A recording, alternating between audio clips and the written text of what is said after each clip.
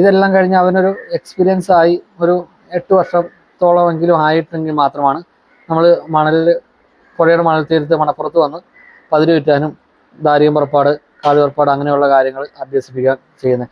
അത് കഴിഞ്ഞ് ആണ് ഈ ചുമന്ന സാരി വന്നത്. അപ്പോൾ സാരി വന്നപ്പോൾ തന്നെ അത് ആ പഴമയിൽ നിന്ന് മാറിയല്ലോ. അപ്പം അത് കണ്ടുകൊണ്ടാണ് ഞാൻ വേറൊരു കളറും കൂടെ ആകാം. കാരണം ഈ ഭാഗത്ത് നമ്മൾ ഭഗവതിക്കൊക്കെ ഉടയാട ചാർത്തുന്നവർ എല്ലാ കളറിലും ചെയ്യുന്നുണ്ട്. അപ്പോൾ അകത്തിരിക്കുന്ന ചൈതന്യത്തിന് നമുക്ക് എല്ലാ കളറും ചെയ്യാമെങ്കിൽ അതേ ചൈതന്യം ഉൾക്കൊള്ളുന്ന മുടി വെച്ച വേഷക്കാരൻ എന്തുകൊണ്ടായിക്കൂടാ എന്ന് ചിന്തിച്ചു. തുള്ളുക എന്നൊരു ശൈലി പണ്ട് കാലത്ത് ഞാൻ കേട്ടിട്ടില്ല, അച്ഛനായിട്ട് പറഞ്ഞു തന്നിട്ടുമില്ല. അപ്പോൾ കാണികൾ മേളത്തിനനുസരിച്ച് തുള്ളാം, അതിനൊരു യാതൊരു പ്രശ്നമില്ല. കാരണം വേഷക്കാരൻ തുള്ളുക എന്നൊരു ശൈലി പണ്ട് ഞാൻ കേട്ടില്ല, എൻ്റെ അറിവിലുമില്ല. ചെണ്ടയുടെയും മലന്തരയുടെ എണ്ണം കൂട്ടുന്നു, അല്ലെങ്കിൽ കൊമ്പ് ഇതിലേക്ക് ഞാൻ കൊണ്ടുവന്നതാണ്. കാരണം കൊമ്പുണ്ടെങ്കിൽ കുറച്ചും കൂടെ ഒരു ഓളം ഈ മേളത്തിനുണ്ടാകും. മേളത്തിന് കൊഴുപ്പ് പോകാൻ കൊമ്പ് നല്ലതാണ്. അപ്പോൾ ബാക്കിയുള്ള മേളങ്ങൾക്ക് കൊമ്പുണ്ട്, എന്നാൽ പിന്നെ മുടിയേറ്റം എന്തുകൊണ്ട് ആയിക്കൂടാ എന്ന് ചിന്തിച്ചായിരുന്നു. ആകാം എന്ന് വിചാരിച്ച് ദാനവേന്ദ്രൻ്റെ പൊഴുമാറ്റം എന്നൊരു മാറ്റം ഞാൻ കൊണ്ടുവന്നതാണ്. അത് ആദ്യം ദാനവേന്ദ്രനും 3 വേഷങ്ങൾക്കും പൊഴുമാറ്റ് എന്നത്. അതിനു മുമ്പ് വരെ ദാനവേന്ദ്രന് പൊഴുമാറ്റില്ലായിരുന്നു. കോയിമ്പ്രാൻ എന്നുള്ള വേഷം ഇല്ലാണ്ടാവണം. അവിടെ കുറച്ച് നിശബ്ദതയാണെന്നാണ് ഇവരുടെ വിചാരം. അതിൻ്റെ അടിസ്ഥാനമായ രീതിയിലും പഠിച്ചുകൊണ്ടാണ് എനിക്കിത് പഠിപ്പിക്കാൻ സാധിക്കുന്നത്. കാരണം ഇപ്പോൾ വേഷം ചെയ്യുന്ന എല്ലാവരെയും ഇപ്പോഴും ഞാൻ പഠിപ്പിച്ചുകൊണ്ടിരിക്കുന്ന ഒരാളാണ്.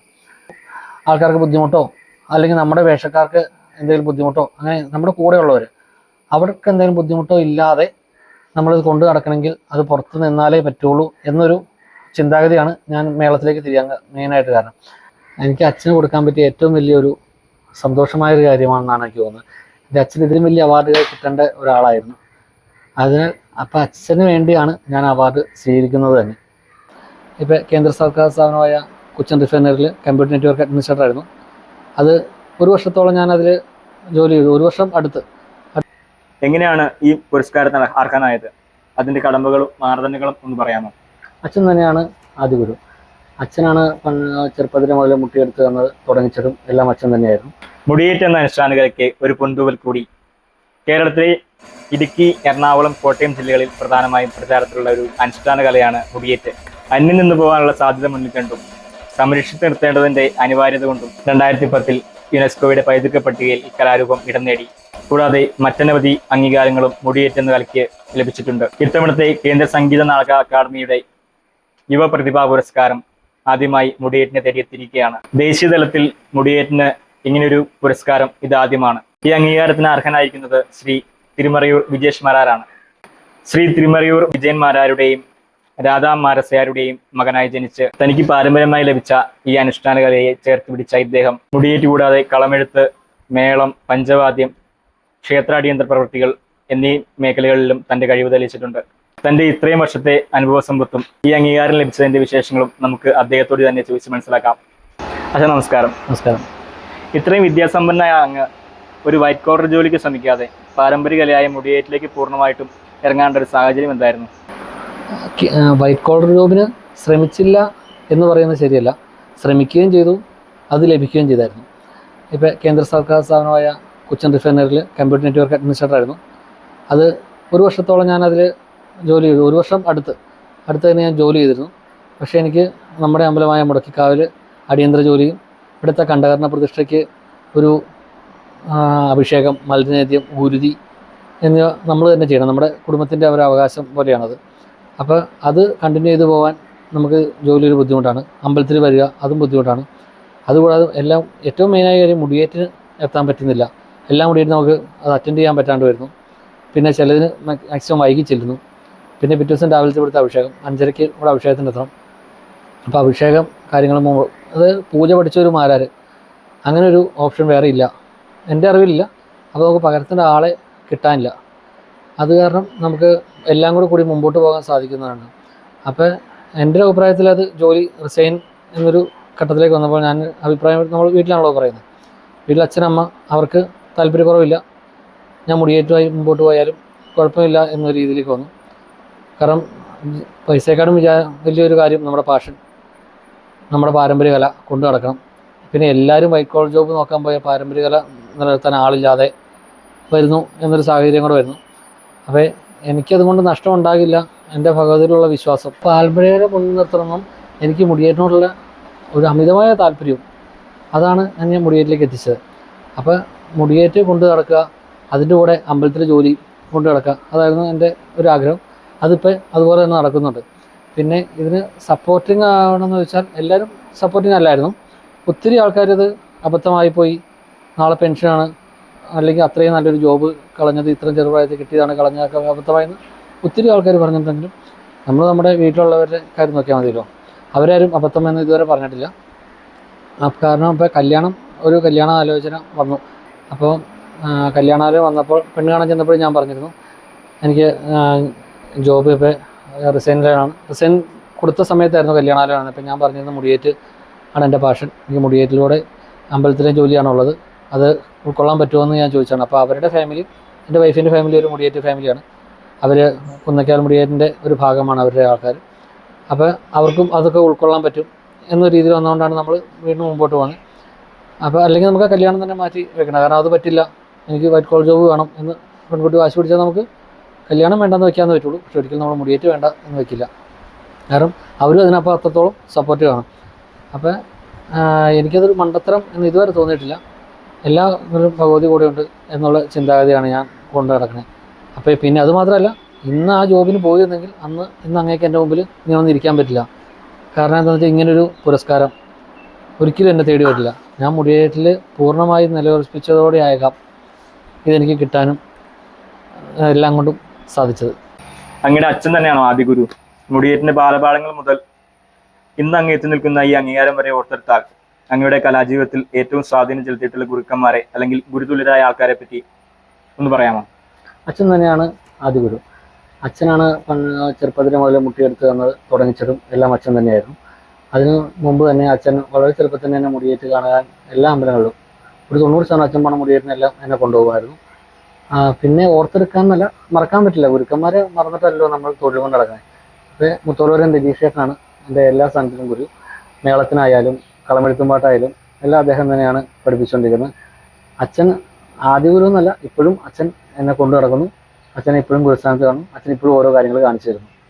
കാരണം ഇത് പെട്ടെന്ന് അവസാനിപ്പിച്ച് മുഴുവൻ പാഠം പൂർത്തിയാക്കാൻ പറ്റുന്നൊരു കലയല്ല മുടിയേറ്റ്. ഇന്നും പഠിച്ചുകൊണ്ടിരിക്കുന്നു. അങ്ങനെയാണ് ഞാൻ വിശ്വസിക്കുന്നത്. ദേശീയ തലത്തിൽ ഒരു യുവപ്രതിഭാ പുരസ്കാരം ഏതൊരു കലാകാരനും അസൂയ തോന്നാവുന്ന, മറ്റൊരു തരത്തിൽ പറഞ്ഞാൽ മുടിയേറ്റ് എന്ന കലയെ ദേശീയ തലത്തിൽ കൂടുതൽ ശ്രദ്ധിക്കാൻ കാരണമായ ഒരു പുരസ്കാരം. എങ്ങനെയാണ് ഈ പുരസ്കാരത്തിന് അർഹനായത്? അതിന്റെ കടമ്പകളും മാനദണ്ഡങ്ങളും ഒന്ന് പറയാമോ? കടമ്പകൾ എന്നല്ല, ആദ്യമായി നമുക്ക് ഭഗവതിയുടെയും ഗുരുക്കന്മാരുടെ അനുഗ്രഹമാണ് നമുക്കൊരു അവാർഡ് കിട്ടാൻ കാരണമായത്. ഇതെന്നല്ല, ഏതൊരു അവാർഡും. അപ്പോൾ ഇത് ദേശീയ തലത്തിൽ കിട്ടിയതിൽ ഒത്തിരിയധികം സന്തോഷമുണ്ട്. കാരണം മുടിയേറ്റ് എന്നൊരു കല ദേശീയ തലത്തിലേക്ക് എത്തിക്കാൻ സാധിച്ചു. അതും എൻ്റെ പേര് അതിൽ വരാൻ സാധിച്ചതും ഈ മുടക്കിക്കാവലമ്മയുടെയും ഭഗവതിയുടെയും ഗുരുക്കന്മാരുടെയും അച്ഛൻ്റെയൊക്കെ വളരെയധികം അനുഗ്രഹം എൻ്റെ അകത്തുണ്ടാകാം. അതുകൊണ്ട് മാത്രമാണ്. അല്ലെങ്കിൽ എന്നെപ്പോലൊരു സാധാരണക്കാരൻ, അത് ഈ പ്രായത്തിനോടിടയ്ക്ക് ഇത് കിട്ടുന്ന ഒത്തിരി കലാകാരന്മാർ, മൺമറഞ്ഞു പോയ ആൾക്കാരും അല്ലെങ്കിൽ ഇപ്പോൾ ചെയ്തുകൊണ്ടിരിക്കുന്ന ആൾക്കാർ, എന്നേക്കാൾ കഴിവുള്ള ഒത്തിരി ആൾക്കാർ ഇതിനർഹനായിരിക്കാം. പക്ഷേ എന്തുകൊണ്ടോ എൻ്റെ ഗുരുത്വം കൊണ്ടായിരിക്കാം എന്നെ സെലക്ട് ചെയ്തത്.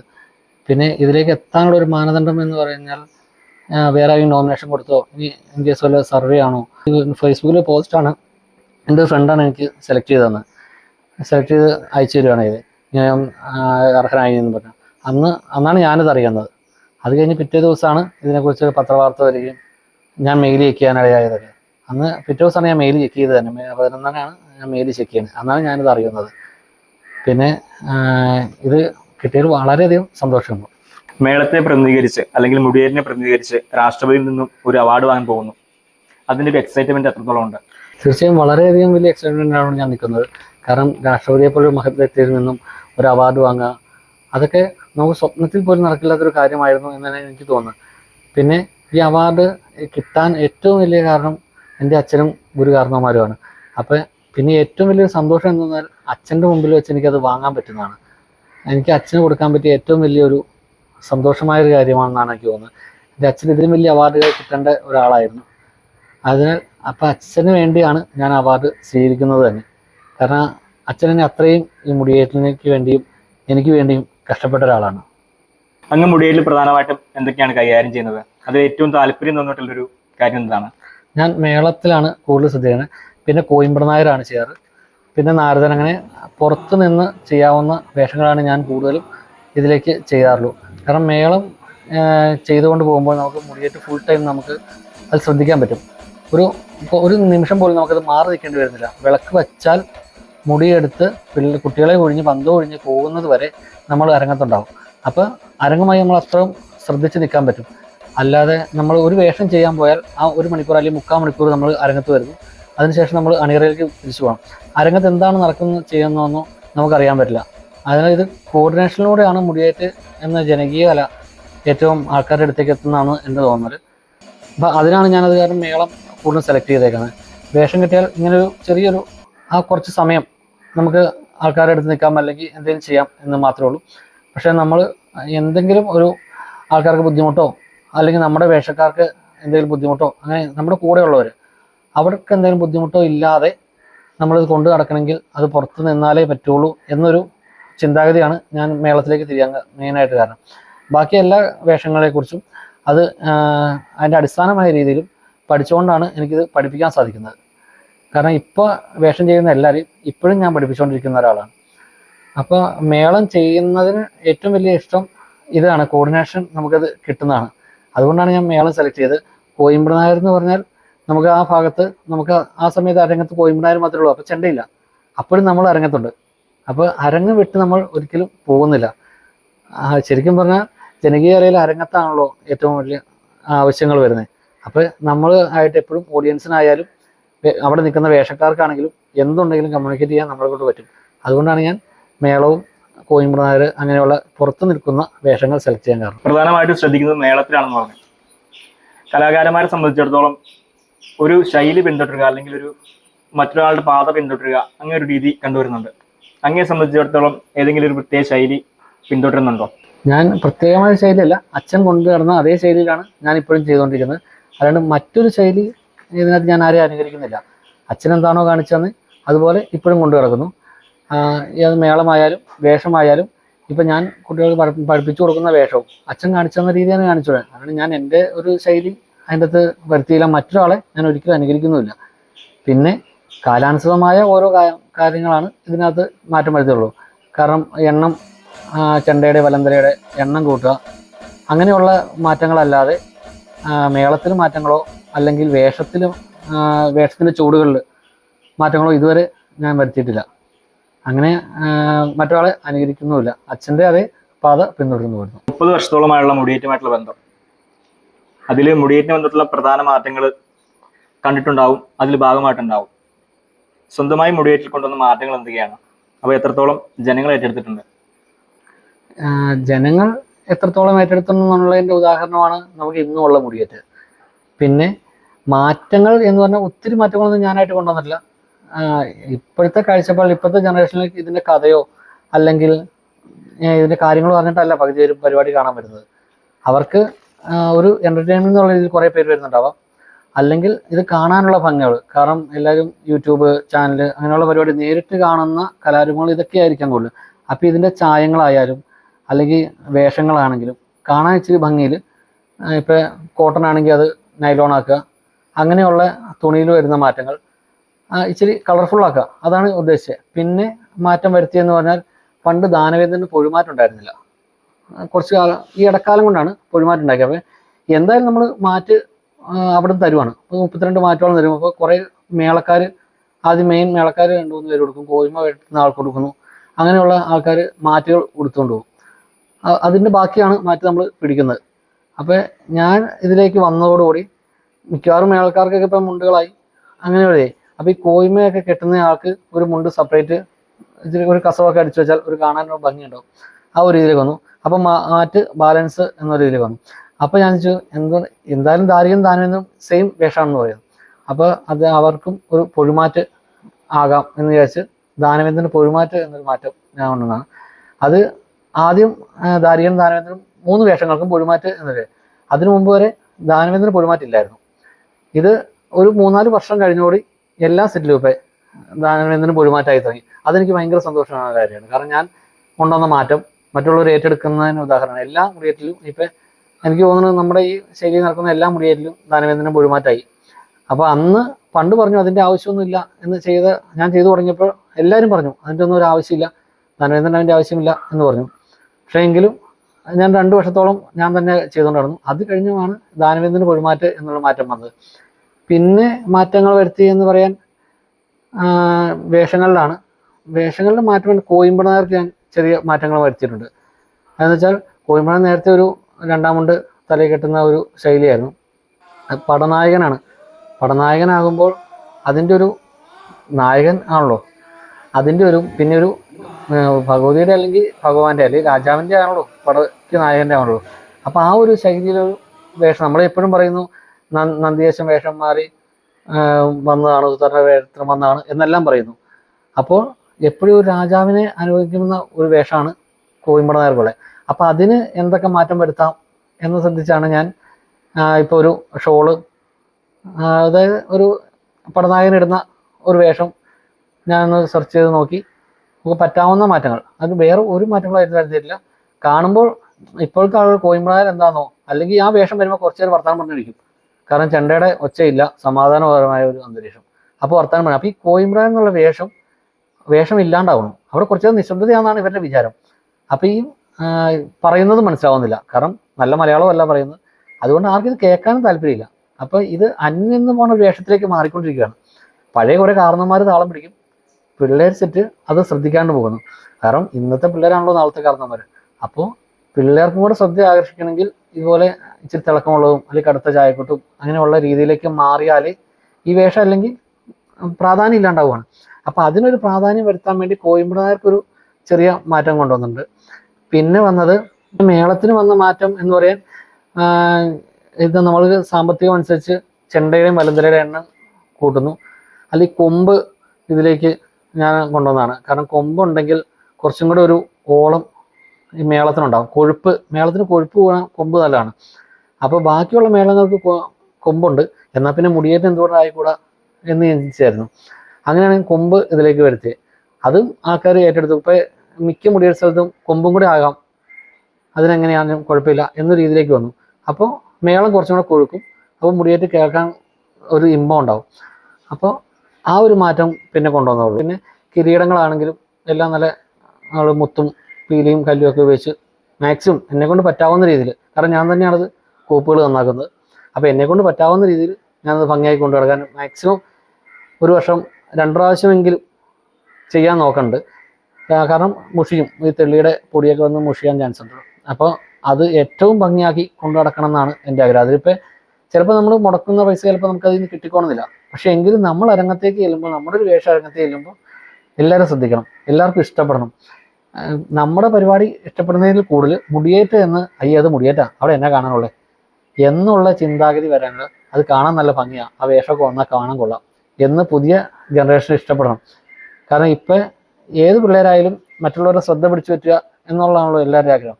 അപ്പോൾ വേഷം നല്ലതല്ല. ഇപ്പോൾ ഒരു കീറ തുണിയും കൊടുത്ത് പഴയ കാലത്തെ പോലെ ഒരു മാറ്റം ഇട്ട് കൊന്നാൽ ഇന്ന് ഇപ്പോഴത്തെ ജനറേഷനിലുള്ള പിള്ളേർ ആരും ഇപ്പോൾ ഈ വേഷം കെട്ടാൻ താല്പര്യം കാണിക്കില്ലായിരുന്നു. ഇതിനു വേണ്ടി ആൾക്കാർ കഷ്ടപ്പെടുന്നത്, അവരും ഫേമസ് ആവാൻ വേണ്ടിയാണ് ഇന്നത്തെ കാലത്ത് എല്ലാവരും ഇത് ചെയ്യുന്നത്. പക്ഷെ ഫേമസ് ആവുന്നതിനുപരി ഇത് പാഷനായിട്ട് കൊണ്ടു നടന്നാൽ മാത്രമാണ് നമുക്കിത് മുടിയേറ്റ് ആയിട്ട് ചെയ്യുമ്പോൾ, അല്ലെങ്കിൽ ഒരു നാടകം ഗാനമേള എന്നുള്ള കലാരൂപത്തിലേക്ക് ഇത് മാറിപ്പോകും. അപ്പോൾ അത് ആൾക്കാരുടെ ശ്രദ്ധ ആകർഷിക്കുന്നതിന് വേണ്ടിയാണ് ഞാൻ കൂടുതലും ഇന്ന് കാലാനുസൃതമായ മാറ്റം അത് മാത്രമേ ചെയ്യുള്ളൂ. വൃത്തിയായി വേഷം ധരിക്കുക എന്നുള്ളത് നല്ലൊരു കാര്യമല്ലേ, അത് മാറ്റം എന്ന് പറയാൻ പറ്റൂല. കാലത്തിനനുസരിച്ച് പുതിയ പുതിയ വേഷങ്ങൾ ചെയ്യുന്നു, പുതിയ പുതിയ ഡ്രസ്സുകൾ ചെയ്യുന്നു, പുതിയ സ്റ്റോണൊക്കെ പുതിയ വരുമ്പോൾ നമ്മളതനുസരിച്ച് പരീക്ഷിക്കുന്നു. ഇപ്പോൾ കാളി കെട്ടുന്ന ആളുടെ ഉടുത്തുകെട്ടിലെ കളർ മാറ്റങ്ങൾ പണ്ട് കാലത്ത് മാറ്റ് തന്നെയായിരുന്നു ഉപയോഗിച്ചിരുന്നത്. വെളുത്തേടൻ അനുസരിച്ച മാറ്റ് ഞൊറിഞ്ഞിടുന്നതായിരുന്നു ഭഗവതിയുടെ ഉടുത്തുകെട്ട് ശൈലി. അത് കഴിഞ്ഞ് ആണ് ഈ ചുമന്ന സാരി വന്നതാണ്. അപ്പോൾ സാരി വന്നപ്പോൾ തന്നെ അത് ആ പഴമയിൽ നിന്ന് മാറിയല്ലോ. അപ്പം അത് കണ്ടുകൊണ്ടാണ് ഞാൻ വേറൊരു കളറും കൂടെ ആകാം. കാരണം ഈ ഭാഗത്ത് നമ്മൾ ഭഗവതിക്കൊക്കെ ഉടയാട ചാർത്തുന്നതിൽ എല്ലാ കളറിലും ചെയ്യുന്നുണ്ട്. അപ്പോൾ അകത്തിരിക്കുന്ന ചൈതന്യത്തിന് നമുക്ക് എല്ലാ കളറും ചെയ്യാമെങ്കിൽ അതേ ചൈതന്യം ഉൾക്കൊള്ളുന്ന മുടി വെച്ച വേഷക്കാരൻ എന്തുകൊണ്ടായിക്കൂടാ എന്ന് ചിന്തിച്ചു. അങ്ങനെയാണ് ഞാനൊരു നീല ഉടുത്തുകെട്ടിലേക്ക് വരാനുള്ള കാര്യം. അപ്പോൾ അതാണ് പിന്നെ വരുത്തിയൊരു മാറ്റം എന്ന് പറയാനുള്ളത്. നീല ചെയ്യുന്നുണ്ട്, ചുമപ്പും വെള്ളയും അതാണ് ഇപ്പോൾ 3 കളറാണ് ഞാനിപ്പോൾ ചെയ്തുകൊണ്ടിരിക്കുന്നത്. അതാണ് വേഷത്തിൽ വരുത്തിയ മാറ്റമുള്ളൂ. 30 വർഷത്തെ അങ്ങയുടെ കലാജീവിതത്തിൽ ധാരാളം ശിഷ്യസമ്പത്ത് ഉണ്ടായിരിക്കും. അവരെങ്ങനെയാണ് പരിശീലിപ്പിക്കുന്നത്? ശിഷ്യസമ്പത്ത് എന്ന് പറയുമ്പോൾ എൻ്റെ മാത്രം ശിഷ്യന്മാരല്ല ഇതൊരിക്കലും. കാരണം ഞാനിപ്പോഴും മുടിയേറ്റിനൊരു ദക്ഷിണ വാങ്ങാനോ അല്ലെങ്കിൽ ഒരു പരിപാടിക്ക് എഗ്രിമെൻ്റ് അഡ്വാൻസ് സൈൻ ചെയ്യാനോ പോകാറില്ല. കാരണം അച്ഛൻ ഉള്ളിടത്തോളം കാലം അച്ഛനെ കൊണ്ടാണ് ഞാൻ ശിഷ്യന്മാരെ ചെയ്യുന്നുള്ളൂ. അച്ഛൻ ദക്ഷിണ മേടിക്കുന്നു, അപ്പോൾ അച്ഛൻ്റെ ശിഷ്യന്മാരാണ്. അവരെ ഞാൻ കണ്ടിന്യൂ ചെയ്ത് പഠിപ്പിക്കുന്നു എന്ന് മാത്രമേ ഉള്ളൂ. കാരണം അച്ഛൻ ദക്ഷിണ മേടിക്കുന്നു, അപ്പോൾ അച്ഛനാണ് ആശാൻ, ഞാൻ പരിശീലിപ്പിക്കുന്ന ആളാണ്. അപ്പോൾ അങ്ങനെയാണ് ശിഷ്യന്മാർ അച്ഛൻ്റെ കീഴിലാണ് വളരണമെന്നാണ് ആഗ്രഹം. കാരണം അച്ഛൻ്റെ പേര് മുന്നിൽ നിൽക്കണം, ഞാൻ അതിനെ സഹായിക്കുന്ന ഒരാളാണ്. പിന്നെ ഇത് പരിശീലിപ്പിക്കുന്ന രീതി എന്ന് പറഞ്ഞാൽ ആദ്യം നമ്മൾ വീട്ടിൽ വരുമ്പോൾ അതിൻ്റെ തിയറിക്കലായ നാരദനോ ചുരുത്തുകൾ അതൊക്കെ എഴുതി കൊടുക്കുന്നു. അതിനുശേഷം നമ്മൾ പതിര് കറങ്ങാൻ പഠിപ്പിക്കണം. അത് കഴിഞ്ഞാൽ വെട്ടി നീട്ടും, കാളി ധാരിക്കാനുള്ള വെട്ടി നീട്ടും പഠിപ്പിക്കുന്നു. ഇതെല്ലാം കഴിഞ്ഞ് അവനൊരു എക്സ്പീരിയൻസ് ആയി ഒരു 8 വർഷത്തോളമെങ്കിലും ആയിട്ടെങ്കിൽ മാത്രമാണ് നമ്മൾ പുഴയുടെ മണൽ തീരത്ത് മണപ്പുറത്ത് വന്ന് പതിര് ചുറ്റാനും ധാരിയം പുറപ്പാട്, കാളി പുറപ്പാട് അങ്ങനെയുള്ള കാര്യങ്ങൾ അഭ്യസിപ്പിക്കാൻ ചെയ്യുന്നത്. കാരണം മണൽപ്പുറത്ത് ചെയ്യുന്ന കാര്യങ്ങൾ അത് സാധാരണ നിലത്ത് വന്നാൽ അതിൽ എക്സ്ട്രാ സ്പീഡിൽ നമുക്ക് ചെയ്യാൻ പറ്റും. അതുകൊണ്ടാണ് നമ്മൾ മണപ്പുറത്ത് ചെയ്യിക്കുന്നത്. അപ്പോൾ ശരിക്കും പറഞ്ഞാൽ പരിശീലകനാണ് ഞാൻ, അച്ഛനാണ് ആശാൻ എന്നുള്ള ഇതിലാണ് ഞങ്ങൾ കൊണ്ടു നടക്കുന്നത്. അങ്ങക്ക് ലഭിച്ച ഈ അംഗീകാരത്തിൽ അങ്ങയുടെ കൂടെയുള്ള സഹകലാകാരന്മാരുടെ പങ്ക് എത്രത്തോളമാണ്? എന്താണ് ഈ ശ്രീഭദ്ര മുടിയേറ്റ് സംഘത്തിൻ്റെ ഒരു പ്രത്യേകത എന്ന് പറഞ്ഞാൽ ഞങ്ങളുടെ കൂട്ടായ്മയാണ്. കൂട്ടായ്മ എന്ന് പറഞ്ഞാൽ ഇന്ന് കൂടെയുള്ള എല്ലാവരും എൻ്റെ സഹോദരന്മാരാണ്. കാരണം ഒരാളെപ്പോലും ഞാൻ ഒരു പരിപാടിക്കാരൻ എന്ന നിലയിൽ മാറ്റി നിർത്തിയിട്ടില്ല. പരിപാടിക്കാരൻ എന്ന് പറഞ്ഞാൽ പരിപാടി കഴിഞ്ഞു, പൈസ കൊടുത്തു, അതും പോയി. പക്ഷേ ഇന്ന് എല്ലാം ഞങ്ങളൊരു ഫാമിലിയാണ്. കാരണം കാളിവേഷം കെട്ടുന്ന ആളുകൾ കൂടിയായാലും പന്തം പിടിക്കുവാണെങ്കിലും ഇലത്താളക്കാരനാണെങ്കിലും അവരെല്ലാം എൻ്റെ സഹോദരങ്ങളാണ്. കാരണം അവരുടെ വീട്ടിലെ പ്രശ്നങ്ങൾ എൻ്റെ വീട്ടിലെ പ്രശ്നമായിട്ടാണ് ഞാൻ ഇന്നുവരെ കണ്ടേക്കുന്നത്. അവരതുപോലെ തന്നെയാണ് എന്നോട് ഇടപെട്ടാണ്. ഞാൻ എൻ്റെ കാര്യങ്ങളെല്ലാം അവരോടും പറയുന്നുണ്ട്, അവരറിയാനെല്ലാം ഇങ്ങോട്ടും പറയുന്നത്. പക്ഷേ പരിപാടിയുടെ ഒരു ബന്ധം മാത്രമല്ല ഞങ്ങൾ തമ്മിലുള്ളത്. അപ്പോൾ ഞങ്ങളുടെ ഒരു കൂട്ടായ്മയുടെ വിജയമാണ് ശ്രീഭദ്ര മുടിയേറ്റ് സംഘത്തിൻ്റെ വിജയം. അതാണ് ഇന്നിത് ഇങ്ങനെ കൊണ്ടു നടക്കാൻ കാരണം എല്ലാവരും ഒരേപോലെ പരിശ്രമിച്ചാൽ മാത്രമാണ് ഒരു സംഘം വിജയിക്കുകയുള്ളൂ. അല്ലാണ്ട് എൻ്റെ സംഘം എന്ന് പറഞ്ഞുകൊണ്ട് ഞാൻ മാത്രം കിടന്ന് പണിയെടുക്കുന്നു, ബാക്കി എല്ലാവരും പൈസയ്ക്ക് വേണ്ടി ആ പൈസ ഒന്നും അതിനു വേണ്ടി ചെയ്താൽ ഇത് ഇത്രയും വിജയിക്കില്ല ഒരിക്കലും. കാരണം ഇത് കാളിവേട്ടൻ കേട്ടുമാണ് അവൻ്റെ വേഷമല്ല നന്നാക്കാൻ നോക്കണേ, അവൻ ഈ മുടിയേറ്റ് സംഘത്തിനോടുള്ള ആത്മാർത്ഥതയാണ് അവിടെ കാണിക്കുന്നത്. കാരണം ഒരാളോട് സംസാരിക്കുമ്പോൾ അവൻ്റെ വേഷത്തെക്കുറിച്ചല്ല സംസാരിക്കുന്നത്, അവൻ ഈ സെറ്റിന് വന്നതിൽ കൊണ്ടാണ് അവൻ വേഷം കെട്ടിയതെന്നും അവൻ്റെ ആ ആത്മാർത്ഥതയാണ് നമ്മൾ ഇതിൻ്റെ ഇത്ര നാളുകളുടെ വിജയം. യുനെസ്കോയുടെ പൈതൃക പട്ടികയിൽ ഇടം നേടിയ പഴമയും തനിമയും മൂല്യവും നിലനിർത്തേണ്ട മുടിയേറ്റ് പോലൊരു അനുഷ്ഠാന കലയ്ക്ക് ഇപ്പോൾ വന്നിട്ടുള്ള മാറ്റം അല്ലെങ്കിൽ ഒരു ട്രെൻഡ്, അത് ഈ കലാരൂപത്തിന് മൂല്യച്യുതിക്ക് കാരണമായിട്ടുണ്ടോ? ട്രെൻഡ് എന്ന് പറഞ്ഞാൽ ട്രെൻഡിനനുസരിച്ച് മാറിയിട്ടില്ല. ഇപ്പോഴും ആ പഴമ തന്നെ നിർത്തിക്കൊണ്ടാണ്, പഴമയുടെ ശൈലി നിലനിർത്തിക്കൊണ്ട് തന്നെ പുതുമയാർന്ന ഒരു അവതരണ ശൈലി കാഴ്ചവെക്കുമെന്ന് മാത്രമേ ഉള്ളൂ. അല്ലാതെ മേളങ്ങളിൽ മാറ്റം വരുത്തിയിട്ടില്ല, വേഷങ്ങളിൽ മാറ്റം വരുത്തിയിട്ടില്ല, ചുവടുകളിൽ മാറ്റം വരുത്തിയിട്ടില്ല. പിന്നെ ട്രെൻഡിനനുസരിച്ച് പോയിട്ടില്ലോ. ട്രെൻഡ് എന്ന് പറഞ്ഞാൽ ഇപ്പോഴത്തെ കാലത്ത് അടിച്ചുപൊളി ലെവലിലേക്ക് നമ്മൾ പോകുന്നില്ല. കാരണം മാറ്റം വന്നോ എന്ന് ചോദിച്ചാൽ ഇപ്പോൾ ഈ ഗാനമേള ഒക്കെ അത്രയും വലിയ സൗണ്ടിൽ ബാസും സംഭവം ചെയ്യുന്നതിനനുസരിച്ച് നമ്മൾ മേളത്തിൽ എണ്ണം കൂട്ടുക എന്നല്ലാണ്ട് വേറെ യാതൊരു ട്രെൻഡും മാറ്റം വരുത്തിയിട്ടില്ല. എന്നുവെച്ചാൽ ശൈലി മാറ്റം വരുത്തിയിട്ടില്ല. വലന്തലയുടെ എണ്ണം കൂട്ടുന്തോറും ബാസുകൾ കൂടുന്നു. അങ്ങനെ മേളത്തിൽ വരുന്ന മാറ്റങ്ങളാണ് കൂടുതൽ ചെയ്തിട്ടുള്ളൂ. പിന്നെ ട്രെൻഡ് എന്ന് വിചാരിച്ചാൽ എന്താ ഇപ്പം കണ്ടുവരുന്ന ട്രെൻഡ് എന്താണ് ഉദ്ദേശിക്കുന്നത്? ഈ വേഷക്കാര് കാണികളോടൊത്ത് തുള്ളുന്നുണ്ട്, അതൊരു പുതിയ ശൈലിയല്ലേ? അങ്ങനെ ഒരു രീതി കണ്ടുവരുന്നുണ്ട്.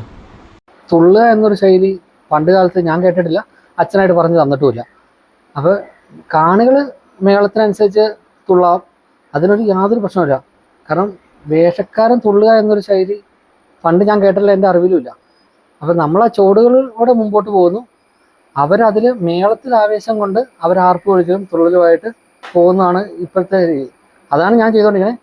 അപ്പോൾ ഈ വേഷക്കാരൻ തുള്ളണ ഒരു ചുവട് ഇതുവരെ പഴയ ശൈലിയിൽ ഞാൻ കണ്ടിട്ടില്ല. അങ്ങയുടെ ഭാര്യ, കുട്ടികൾ, അവരുടെ പിന്തുണ എത്രമാത്രം ഉണ്ടായിരുന്നു? അവരൊന്ന് പരിചയപ്പെടുത്താമോ? ഭാര്യ സ്വാതിയാണ്, കല്ലൂർക്കാട് മൂലഞ്ചേരി കുടുംബത്തിലാണ്. ആൾ ബിഫാം കഴിഞ്ഞ് ഫാർമസിസ്റ്റാണ്, ഇപ്പോൾ അപ്പോളോ ഫാർമസിയിൽ വർക്ക് ചെയ്യുന്നു. മകനുള്ള വസുദേവകൃഷ്ണ എലഞ്ഞി സെൻറ്റ് ഫിലോമിനാസിൽ 3ാം ക്ലാസ്സിൽ വിദ്യാർത്ഥിയാണ്. അവരുടെ പിന്തുണ എങ്ങനെയാണെന്ന് വെച്ചാൽ ഭാര്യയുടെ ആണല്ലോ ഏറ്റവും മെയിനായിട്ട് പിന്നെ ഭാര്യയുടെ പിന്തുണ, പെണ്ണ് കാണാൻ ചെന്നപ്പോൾ തന്നെ ഞാൻ ജോലി രാജിവെച്ചു. മുടിയേറ്റാണ് എനിക്ക് പാഷൻ, അതിനുവേണ്ടി പോകാനാണ് താല്പര്യം എന്ന് പറഞ്ഞപ്പോൾ അവരുടെ ഫാമിലിയിലും മുടിയേറ്റമുള്ളതാണ്. അത് കുന്നയ്ക്കൽ ശൈലിയിൽ മുടിയേറ്റിന് പോകുന്ന ഒരു ഫാമിലിയാണ് ഭാര്യയുടെയും വരുന്നത്. അപ്പോൾ അവരും മുടിയേറ്റിന് സപ്പോർട്ടായിരുന്നു. അല്ല, അവർ പറയുകയാണ് മുടിയേറ്റുകാരൻ എനിക്ക് വേണ്ട, എനിക്ക് വൈറ്റ് കോളർ ജോബ് വേണം എന്ന് പറഞ്ഞാൽ എനിക്ക് ആ കല്യാണം തന്നെ നടക്കില്ലായിരുന്നു. അപ്പോൾ അവരും ഇതിന് സപ്പോർട്ട് ആയതുകൊണ്ടാണ് ഞാൻ റിസൈൻ ലെറ്റർ കൊടുത്തതിന് ശേഷമാണ് പെണ്ണ് കാണാൻ ചെന്നതും ആലോചന വന്നതും എല്ലാം. അപ്പോൾ ഞാനത് ആദ്യമേ പറഞ്ഞാണ്, അവരത് ആദ്യമേ സപ്പോർട്ട് ചെയ്ത കാര്യമാണ്. അതുകൊണ്ടാണ് ഇപ്പോൾ ഈ കല്യാണവും മുമ്പോട്ടുള്ള കുടുംബജീവിതം ഉണ്ടായത്. അപ്പോൾ എല്ലാവിധ ആശംസകളും. Okay, thank you. ഇനി വിവരങ്ങളിലെത്തട്ടെ. തീർച്ചയായും സന്തോഷം. Thank you.